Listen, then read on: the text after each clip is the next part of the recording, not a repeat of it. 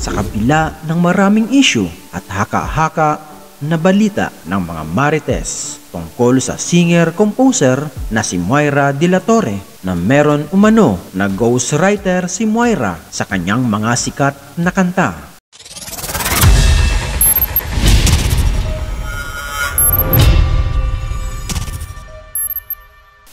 Kamakailan lamang na i-release na ang kanyang latest single na acoustic version na pinamagatang Emmy.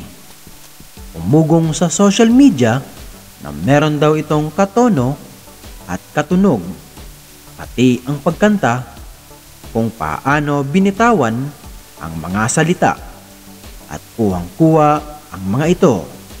Pakinggang mabuti at kayo na ang humusga.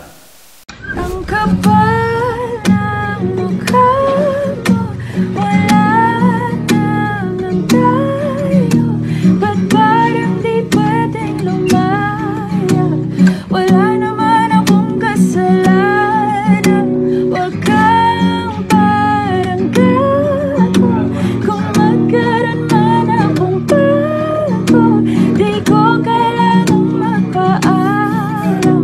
Sa ilang